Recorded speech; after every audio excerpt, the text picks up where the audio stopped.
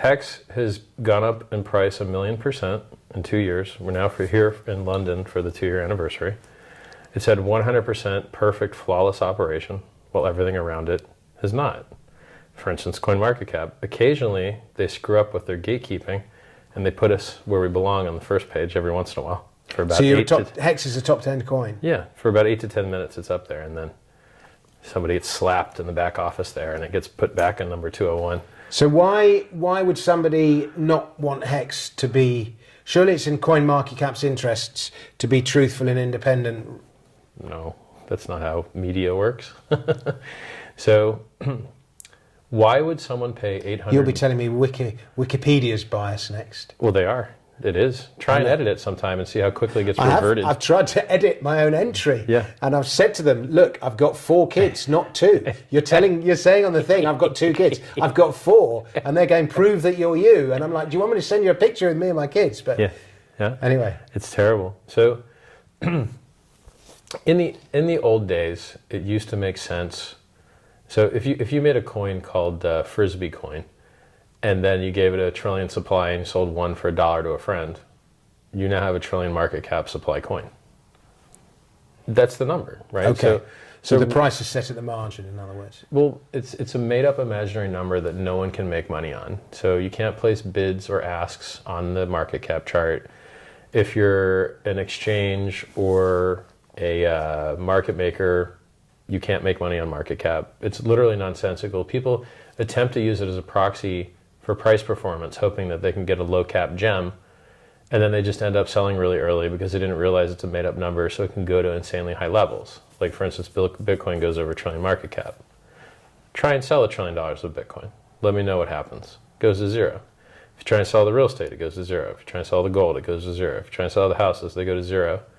And so you end up with is people are just smart enough to be dangerous. So they think market cap is a way to act as a proxy for price predictions. And then they go to sites that make money on their victimization. So how does CoinMarketCap make money? By selling ads. Who buys the ads? Often scams. Binary options trading, eToro. eToro has, at the top of their website, 68% of our users lose money with us.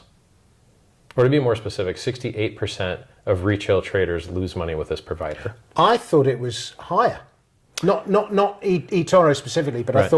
I thought it was like 80 or 90% of, certainly in spread betting, the number's even higher. Well, sure. So congrats. But even so, 70% is pretty Congrats on only destroying 2/3 plus of your users, but that's a misleading number. Just because 68% of people lose, how much did they lose? Probably everything. And those few guys that quote won, how much did they win? Probably not much, which is why they have a large marketing budget, and why you're seeing their ads is because their ads profit off the victims. They want you to get in and out and chopped up by fees. They want you to get liquidated. They make money on your pain and your horror. That's one of the interesting things about the HEX chart, is that there is no horror or pain in it because you couldn't leverage trade it, so you couldn't get liquidated longing it, and you couldn't get liquidated shorting it. There's a lot of people that have discovered how stupid it is to short cryptocurrency, especially stupid scam coins, because they go up. Mm-hmm. For instance, Dogecoin is a fork of Litecoin, is a fork of Bitcoin, and each one of their softwares is progressively worse. So Litecoin software is worse than Bitcoin's, and Dogecoin's is worse than Litecoin's. And yet, Dogecoin has dominated Bitcoin's price performance, and Litecoin's. Does Dogecoin have a bigger market cap than Litecoin? It doesn't have, I believe so. Yeah. I believe so, yeah. So, I've opened up a lot of doors here. One of those doors is you shouldn't use market cap as a proxy to try and guess price performance. You'll end up selling too quick, usually. Or you'll end up not buying the thing that still has room to go up. I looked at that squid coin, the squid coin scam the other day. Yeah, the one that went to 0. The one that went, yep. Yeah, and I was impressed. I don't know how big the squid coin market cap got to, but a figure that did the rounds in that whole scam is that after that whole scam had taken place, the perpetrators only made off with, I think, $3 million. Yeah, they which to me is a surprisingly low figure given the magnitude of the scam. Yeah, they made a mistake. They rug pulled too early. They could have got at least 30 out of that scam, I think. Okay. So, we just saw a rug pull, a dog coin on the AVAX network that just rug pulled for 30 million yesterday. But you would have to get the market cap to like 30 or 50 or 100 million in order to rug pull 3 million, wouldn't you? Maybe. I mean, maybe that's the numbers roundabout. Yeah, it depends on how much liquidity they have, really. So the more ask side liquidity you have, the harder it is to push the price up because it's just higher supply on market. That's what really matters. I mean, there's so much nuance here. Like Satoshi's coins, which have never moved, are counted as circulating supply. Scam. Like the amount of times I've said scam in the last couple months is like I'm getting satiated. There's some type of, if you say the same word over and over and over again, it loses its potency. Right, it just stops working. Like that's where I'm getting with the word scam, because everything is a scam. Everyone's working an angle. So like CoinMarketCap makes money showing you ads for stuff that harms you. They don't make money. And by the way, who bought CoinMarketCap? A margin trading exchange that gives you 133x leverage to go kill yourself with. How helpful and useful is it to give humans 133x leverage?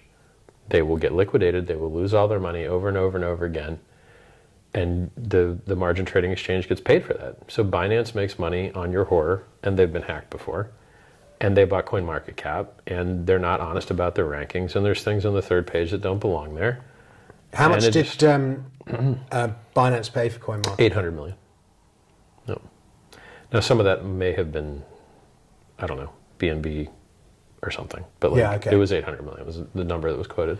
It's a good payout for the guys who started it. Yeah, I would never pay that. I would just, I mean, there's how do I say this? Because I remember I was in Bitcoin so early, and you looked at things like that, and you're like, how are you ever going to make money? But they occupy the space, they get the first mover advantage, they become the default resource for a certain type of information, and then they. But if Google frowns upon them one update, then their new user base stops coming in, and they rapidly become not worth much. So like those types of media advertising plays, you are really at the whim of whether the search engines like you or not. So I would rather not pay 800 million for a coin ranking site, build my own coin ranking site, and then do my own SEO and get my own ranking, and you guys can keep yours, and then I'll go build mine, and I don't give you $800 million, and we're all happy. So why don't you build one? Probably have to, because a PulseChain comes out, and now there's 10,000 new coins that have 10,000 new prices, and those 10,000 prices are probably different than the other prices. But I mean, I would have thought of all types of sites, a coin ranking site is like the easiest to code and quantify and automate. It is. There's nothing easier. There really is the easiest. Because you could just copy everyone else's feeds and average them. You're just like, okay. You could literally make that that could be your MVP. So is there a better ranking site than CoinMarketCap at the moment? It's the one I use. Yeah, I mean, nomics.com filters out a lot of the wash trading stuff. I hate coin ranking sites.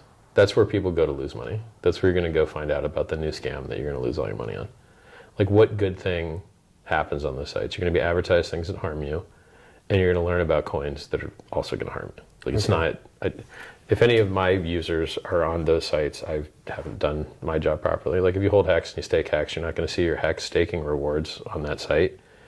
You should be on the HEX site that's going to show you how much interest you're making, which the coin ranking site won't do. So coins that have a real feature set in excess of token has this price, you should be using a site that's not a coin ranking site. Especially like, you want to look at volume. The real volume is the on-chain volume. Like, that's what's cool about HEX is when someone buys or sells, you can see who it is because it's on-chain. You can see what other coins they hold, and you can see they have the stakes open. You can see how long their stakes have been open. You can see if when they end a stake, whether they usually sell it or re-stake it. Like, we have so much more. But you don't know who's doing that. Well, it's pseudonymous, so their address. So it's the same principle as Bitcoin. Exactly, yeah. Except in Bitcoin, you can't do anything. You want to make yield on your Bitcoin? Go get some counterparty risk. Go hand your coins to somewhere else. Pray you get them back.